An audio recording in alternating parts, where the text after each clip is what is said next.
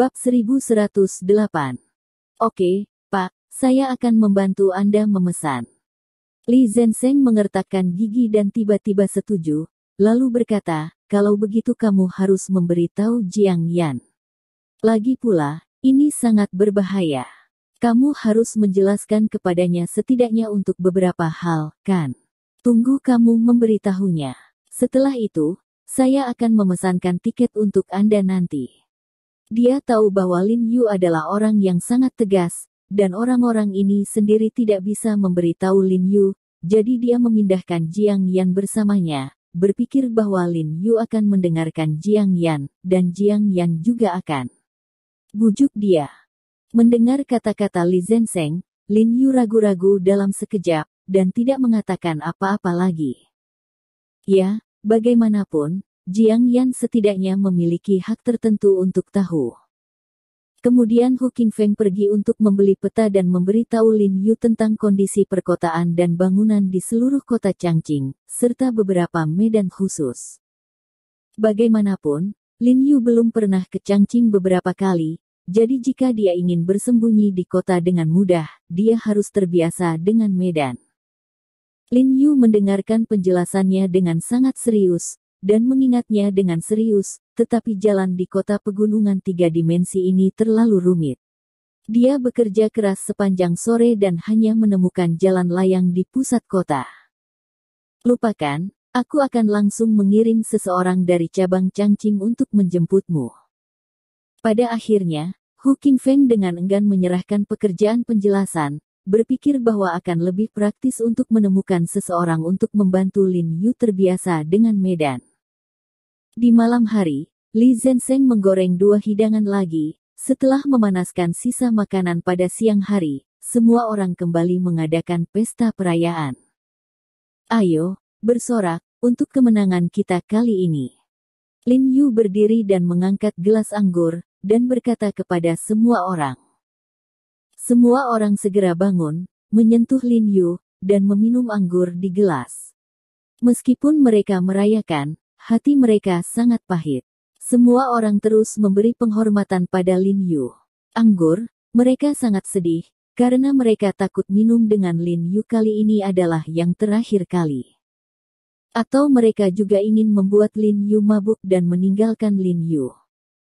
Namun, Lin Yu tampaknya sudah dipersiapkan sejak lama. Setelah lebih dari selusin gelas anggur, dia tidak menunjukkan keadaan mabuk sedikit pun, dan dia tidak terhuyung-huyung saat melangkah ke kamar mandi. Baunya sangat enak.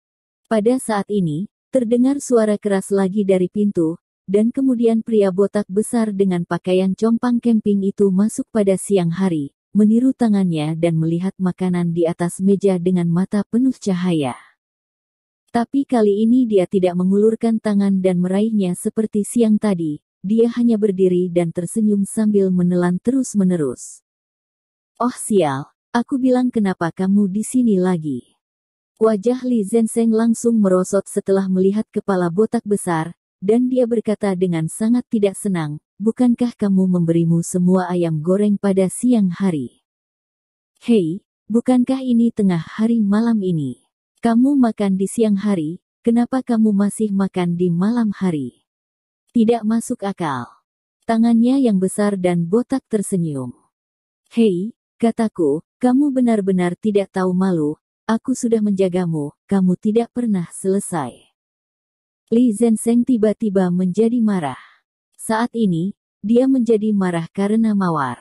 Akibatnya, kepala botak besar datang untuk menambah penyumbatan padanya. Dia tidak terbiasa dengan masalah kepala botak besar. Dia bangkit dan mendorong kepala botak besar itu dengan keras. Menendang dan mengulurkan tangannya untuk membiarkan kepala botak besar itu menggelinding. Kepala botak besar itu menekuk mulutnya, melihat makanan di atas meja, dan berjalan keluar dengan enggan. Saat ini, Lin Yu baru saja keluar dari kamar mandi, tersenyum ketika dia melihat kepala botak besar, dan berkata, "Tuan, ini kamu lagi." Dia merasa bahwa bekas luka di kepala botak besar ini tampak seperti bekas luka cincin, jadi dia berpikir bahwa kepala botak besar ini kemungkinan besar adalah seorang biksu, jadi dia menyebut kepala botak besar ini sebagai ayah tuan. Kepala botak besar kembali menatap Lin Yu, tersenyum, tidak mengatakan apa-apa, dan tiba-tiba berhenti, jelas menunggu amal Lin Yu. Dia tahu bahwa Lin Yu adalah pemimpin kelompok ini, dan Lin Yu adalah satu-satunya yang berbicara. Kenapa kamu berdiri? Jangan ganggu kami, keluar. Li Zenseng mendorong kepalanya yang botak dengan tidak sabar. Saudara Li, lupakan saja, masih ada sisa makanan. Jika Tuan tidak menyukainya, biarkan dia datang dan makan bersama. Lin Yu berteriak dengan tajam. Apa? Ekspresi wajah Li Zenseng berubah, dan dia berkata dengan tergesa-gesa, Tuan, ini. Tetapi sebelum dia selesai berbicara, kepala botak besar itu tiba-tiba terlihat sangat gembira, dan bergegas dengan putus asa, dan duduk di lantai di samping meja, mengulurkan tangan untuk mengambil daging saus di piring. Tapi baru setengah jalan, dia tiba-tiba dijepit dengan kuat oleh sepasang sumpit. Dia tidak bisa menahan sedikit keterkejutannya. Dia tidak menyangka kalau sepasang sumpit bisa mencubit begitu kuat. Dia mendongak dengan sedikit terkejut dan melihat bahwa dia dicubit. Itu adalah warisan. Pergi cuci tanganmu dulu, kata Bu Cheng dingin. Bagus. Kepala botak besar itu mengangguk dan segera bangkit dengan semangat dan berlari untuk mencuci tangannya. Tuan, orang seperti ini, Anda menyuruhnya makan bersama kami. Li Zenseng bergegas ke Lin Yu dengan kebingungan. Dia tidak meremehkan pengemis ini, tetapi dia tidak berpikir dia memiliki kualitas. Dari siang hingga sekarang, dia bahkan tidak tahu bagaimana mengatakan terima kasih. Oke, Saudara Li, beri aku sedikit kebajikan. Lin Yu menghela nafas dan menggelengkan kepalanya, lalu mengambil sumpitnya dan duduk di meja. Li Zenseng tidak mengatakan apa-apa lagi. Karena semua orang punya pikiran sendiri, saya tidak ingin makan makanan ini. Tapi itu lebih murah. Kepala botak besar sangat senang makan sendiri, dan akhirnya cegukan, dan bertanya pada Lin Yu dan yang lainnya apakah mereka bisa mengemasnya. Dia ingin sarapan. Apapun yang Anda inginkan, Anda berkemas dan berguling.